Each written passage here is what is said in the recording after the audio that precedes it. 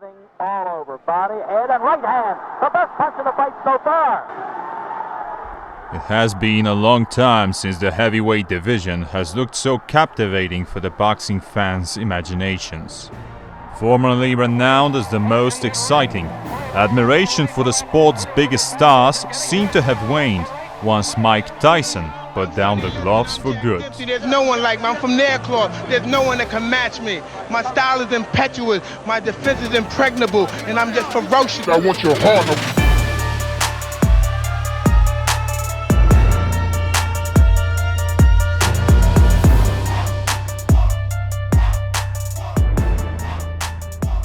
With the sport evolving and changing, the era of giants arose. Big, stoic boxers, some with solid fundamentals, took over the scene. And as the Klitschko brothers' dominance persisted throughout the years, fans' interest seemed to dwindle. But that all changed when the Gypsy King put the world on notice with his dominant win over the younger brother, Vladimir, who at the time was the reigning WBA, IBF and IBO champion.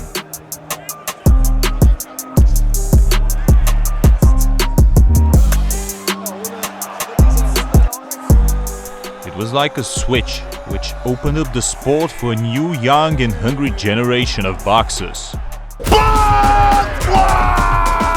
With Deontay Wilder dominating his opposition in the States, and Anthony Joshua, UK's golden talent, climbing up the ranks.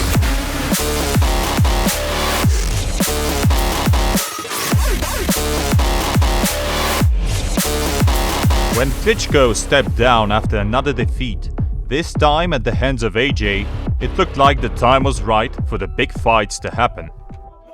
And while the Wilder and Joshua deal never did, Fury came back after battling depression and challenged the American, earning a controversial draw in their fight.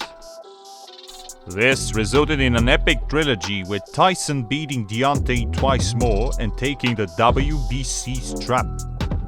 In the meantime, Joshua had just avenged his defeat to Andy Ruiz Jr. and had knocked out Kubrat Pulev. The clash between AJ and the Gypsy King appeared to be inevitable until one man changed the course of the entire division.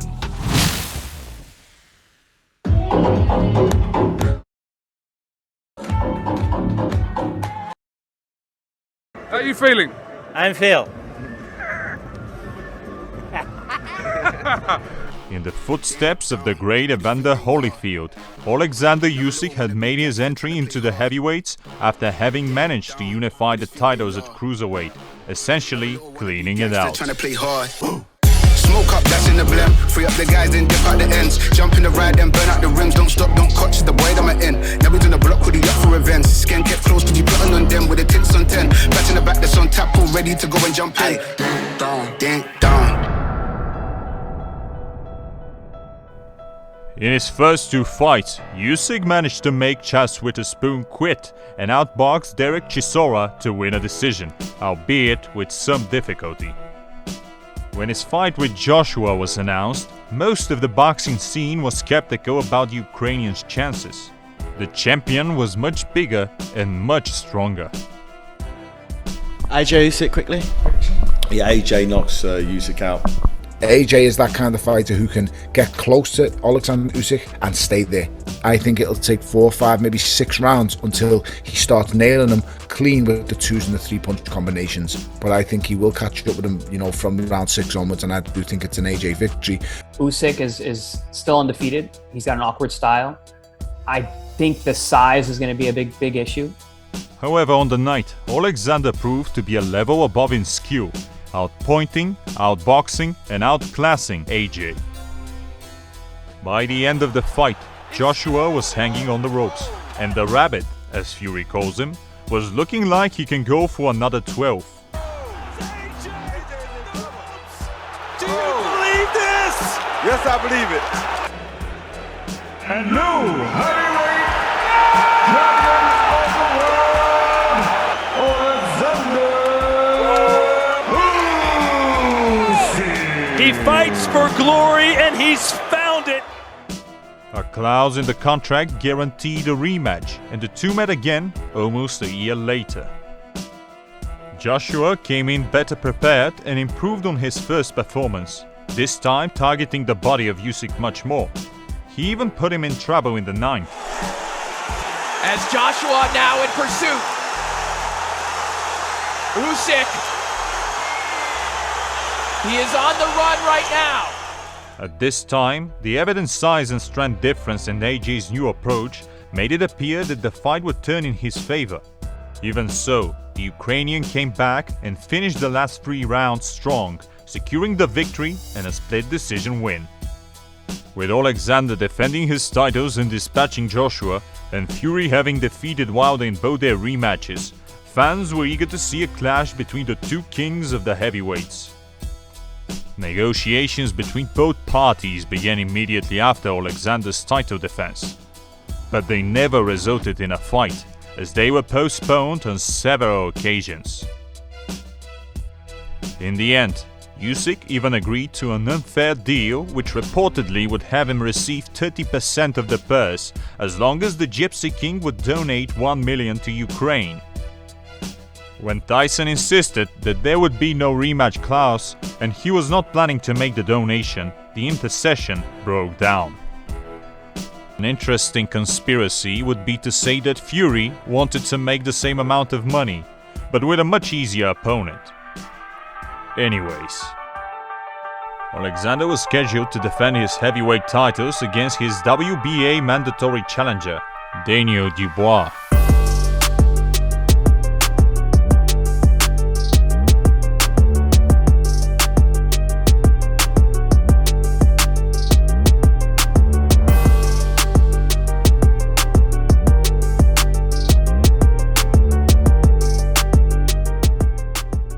A man who found some spotlight when he shared that he had knocked Joshua down in one of their sparring sessions.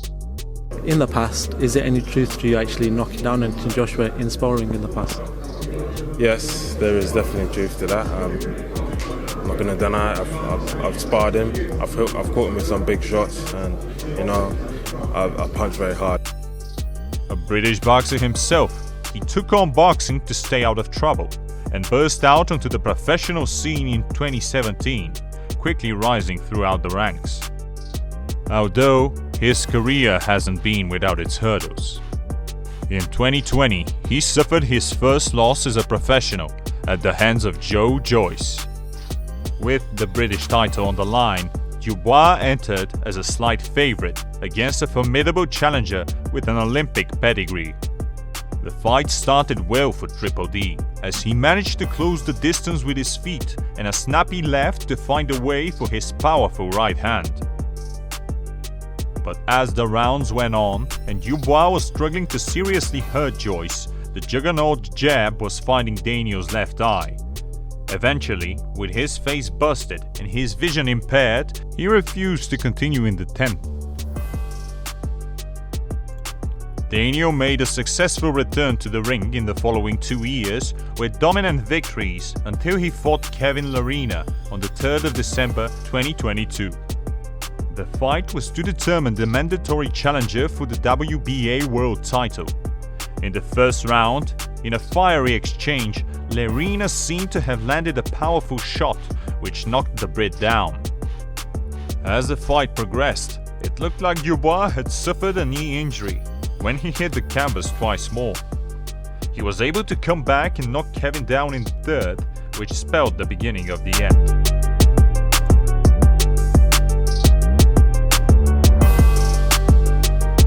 And while the odds are not stacked in his favor, defeating Usyk would skyrocket Daniel Dubois' career into the stratosphere.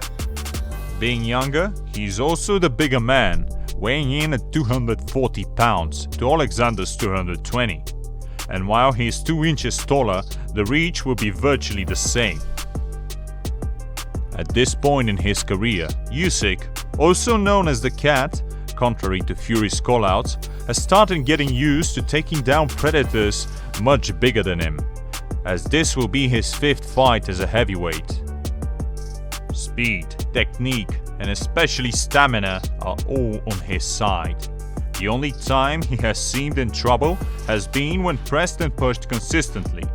In his fight with Chisora, Derek used his weight to push the Ukrainian and land combinations as he was cutting off the ring.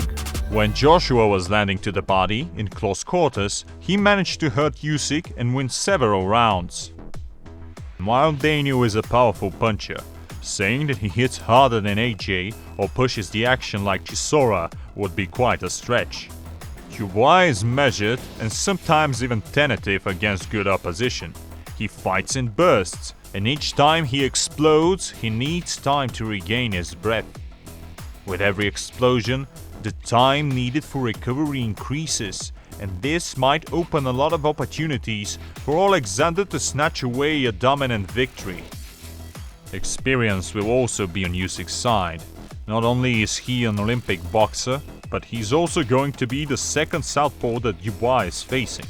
Every jab Triple D misses is going to be an opportunity for the Ukrainian to land a counter lead hook, as he often does. Not only that, but the jabs of his own will most likely land often too, as the Brit is not famous for his head movement. Daniel could find a way for a powerful combination in the early rounds, and he has the potential to hurt the former cruiserweight champion. But Usyk won't go away easily, and his superior stamina will most likely carry him through to the next round in such occasions. And yes, a haymaker is always possible, especially in the heavyweight division. But if that is the only path to victory, then we might have a clear mismatch in terms of boxing. But what is more likely is Alexander establishing his rhythm and distance, controlling the pace and outpointing Dubois, frustrating him in the process with his in and out movement. The Brit will try to take the center of the ring in the opening rounds, but he will quickly realize that trapping Usyk will be a daunting task with his lateral footwork.